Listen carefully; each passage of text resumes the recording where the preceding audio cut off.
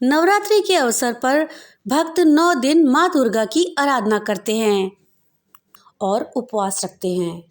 नवरात्रि के पहले दिन माता की आराधना के लिए घट स्थापना करी जाती है। इसके लिए जल से भरे कलश पर आम के पत्ते और नारियल को स्थापित करते हैं। कलश को चावल के ऊपर रखा जाता है।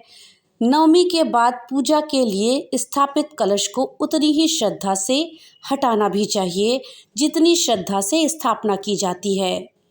साथ ही एक पात्र में जौ बोए जाते हैं। पूजा के लिए उपयोग में लाई गई सभी चीज़ों पर माता की विशेष कृपा होती है। दोस्तों, अब ये प्रश्न उठता है कि नवरात्रि के बाद स्थापित हुए कलश, नारियल, चावल, जौ समेत पूजा सामग्री का हमें क्या करना चाहिए। तो दोस्तों, आज इस वीडियो में हम यही जानेंगे। इस जानकारी के लिए वीडियो को लास्ट तक देखिएगा। वीडियो अच्छी लगे तो लाइक और ज़्यादा से ज़्यादा शेयर करिएगा। और हाँ, अगर चैनल पे नए आए हैं तो चैनल को सब्सक्राइब करना मत भूलिएगा और कमेंट में जय माता दी जरूर लिखिएगा। दोस्तों, ऐसा माना जाता है कि नवरात्रि में अगर कलश का विधि विधान से स्थापना करी जाए तो पूरे साल घर में समृद्धि बनी रहती है। इस कलश में मुख्य रूप से अक्षत, नारियल और सिक्का रखा जाता है। हम में से कई लोग कलश स्थापना विधि तो जानते हैं, लेकिन ये नहीं जानते हैं कि नवरात्रि के पूजन के बाद कलश में रखे हुए नारियल और अक्षत का क्या करना चाहिए। नवरात्रि के बाद कलश का क्या करना चाहिए, ये जानने से पहले हम जानते हैं कि नवरात्रि में आखिर क्यों की जाती है कलश की स्थापना। दोस्तों, नवरात्रि पूजन के समय कलश स्थापना पूजा का ही एक हिस्सा माना जाता है। कलश के माध्यम से भक्त माता का आह्वान करते हैं और उनके घर में विराजने की प्रार्थना करते हैं। ऐसा माना जाता है कि कलश स्थापना पूजा शुरू करने का संकल्प है और काम को सफलतापूर्वक करने का संकेत। कलश की स्थापना में मुख्य रूप से नारियल रखा जाता है। नवरात्रि में कलश की स्थापना के लिए सबसे पहले एक मिट्टी का साफ प्याला लिया जाता है और इसके भीतर अक्षत समेत 7 अनाज डाले जाते हैं। कलश के नीचे रखे बर्तन में मिट्टी डालकर उसमें जौ बोया जाता है और कलश में कलावा बांध दिया जाता है। कलश के ऊपर हमेशा नारियल रखते हैं। नारियल को बहुत ही शुभ माना जाता है और इसे शास्त्रों में श्रीफल कहा जाता है। श्रीफल माता लक्ष्मी का प्रिय फल है। ऐसी मान्यता है कि नवरात्रि का सही तरह से पारण करना बहुत जरूरी होता है, तभी उसका सही फल मिलता है। जब हम माता का कलश रखते हैं तब उसके नीचे चावल रखना बहुत जरूरी माना जाता है। नवरात्रि समाप्त होने के बाद इस चावल के दानों को पूरे घर में छिड़क देना चाहिए। दरअसल ये चावल आपकी समृद्धि का प्रतीक माने जाते हैं और घर की आर्थिक स्थिति ठीक रखते हैं। घर के हर एक कोने में चावल छिड़कने से नकारात्मक ऊर्जा दूर भागती है और खुशहाली बनी रहती है। चावल के कुछ दाने अपने पर्स में भी रख लें और कुछ को अनाज के साथ मिला दें। इससे कभी भी अन्न धन की कमी नहीं होगी। इसके बाद बचे हुए चावलों को माँ दुर्गा की प्रतिमा के साथ साथ बहते जल में विसर्जित कर देना चाहिए। अब कलश में रखे हुए नारियल का हम क्या करें। नवरात्रि पूजन के बाद कलश के नारियल को हमें किसी योग्य पंडित को दे देना चाहिए।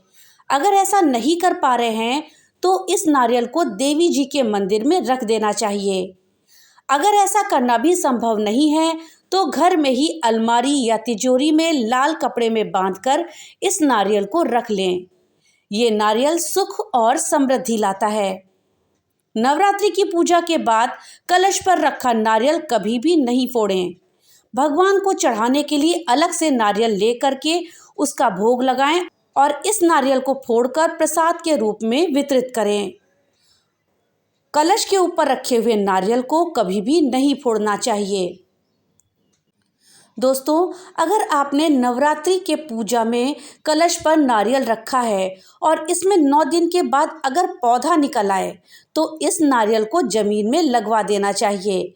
इससे आपके घर में सुख और समृद्धि आती है और ये बहुत ही शुभ माना जाता है। घर में नवरात्रि में स्थापित किए जाने वाले नारियल के नियम अलग होते हैं। यदि आप भी घर में कलश की स्थापना कर रहे हैं तो इसमें रखे जाने वाले नारियल का मुंह आपकी तरफ होना चाहिए, यानी कि नारियल की जटाएं आपकी तरफ हों।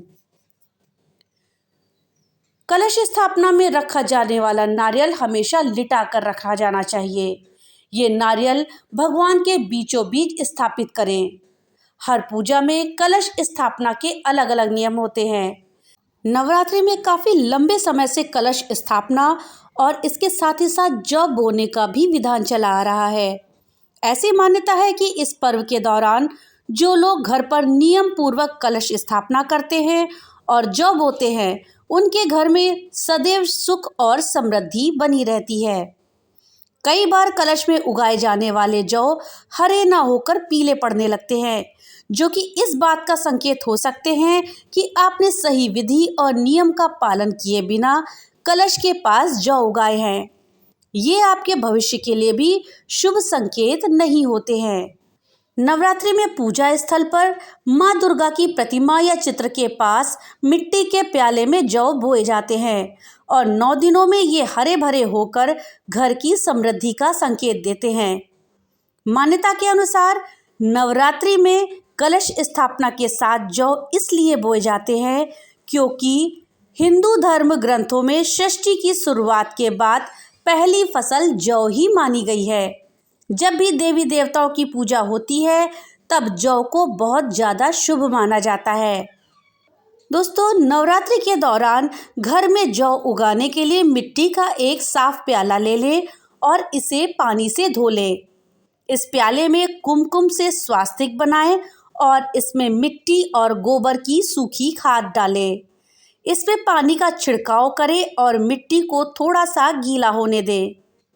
एक मुट्ठी में जौ के उतने दाने लें जो आपके प्याले की क्षमता के अनुरूप हो, अर्थात जितने दाने आपके प्याले में आराम से आ सके उतने दाने लें और जौ के दानों को मिट्टी में डाल दें और हल्के हाथों से फैला दें। अगर आप नवरात्रि के दौरान घर में जौ उगा रहे हैं तो ध्यान रखें कि प्याला मिट्टी का ही बना हो। मिट्टी को सबसे ज़्यादा पवित्र माना गया है। जौ उगाते समय ध्यान रखें कि जौ उगाने से पहले आपको स्नान आदि से मुक्त होकर साफ वस्त्र पहनकर ही जौ उगाने चाहिए। महिलाओं को मासिक धर्म के दौरान ये कार्य नहीं करना चाहिए क्योंकि उस समय शरीर को अपवित्र माना गया है। जिस स्थान पर मिट्टी का इस्तेमाल करें वो जगह साफ होनी चाहिए। नवरात्रि में उगने वाले जौ कुछ संकेत देते हैं। मान्यता के अनुसार यदि बोए गए जौ नवरात्रि के शुरुआत के दिनों में ही अंकुरित होने लगे तो ये बहुत ही शुभ माना गया है। अगर आपका बोया हुआ जौ सफ़ेद या हरे रंग में उग रहा है तो ये भविष्य में समृद्धि का संकेत देता है। लेकिन अगर 9 दिनों के बाद भी जौ ना निकले तो ये घर में आने वाली समस्या का संकेत देते हैं। तो आप जौ के उगने से जान सकते हैं कि आपके घर में सुख समृद्धि आने वाली है या कोई समस्या आने वाली है। दोस्तों, ये तो हुई बात जौ को उगाने के बारे में और जौ को कैसे उगाना है इस विषय में। लेकिन आप ये जानते हैं कि नवरात्रि के बाद उगे हुए जौ को क्या करें। दोस्तों, जब नवरात्रि का पूजन समाप्त हो जाए तब जौ को प्याले से बाहर निकालें और इसमें से कुछ जौ को लेकर घर के पूजा स्थल पर रख दें और कुछ जौ को पैसों के स्थान पर रखें, जैसे कि घर की तिजोरी में या अलमारी में। इसके बाद बचे हुए जौ में से 1 या 2 को घर के सभी लोग अपने पास रख लें और इन सब के करने के बाद जो जौ बचते हैं उनको बहते जल में नदी में प्रवाहित कर दें। नवरात्रि की पूजा के दौरान माँ की चौकी पर लाल रंग का कपड़ा भी बिछाया जाता है। दोस्तों, नवरात्रि समाप्त होने पर जब पूजा समाप्त हो जाती है तो इस लाल रंग के कपड़े को जो आपने बिछाया है इसको इधर उधर नहीं फेंकना चाहिए।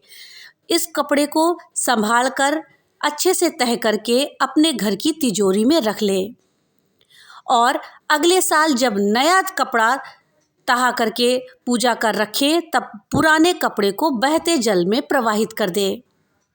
तो दोस्तों, ये थी जानकारी पूजा में इस्तेमाल होने वाले जौ, कलश, नारियल और कपड़े का हमें पूजा के बाद क्या करना चाहिए। तो दोस्तों, इस बार भी आप नवरात्रि के अवसर पर, नवरात्रि समाप्त होने पर इन सभी चीज़ों का इसी तरह से उपयोग करें और माता की पूरी कृपा पाएं। पूजा के बाद भी इन सब चीज़ों को पूरा सम्मान दें। इस नवरात्रि माता रानी आप सबकी मनोकामनाएं पूरी करें। तो मिलते हैं अगली नई वीडियो के साथ, तब तक के लिए राधे राधे।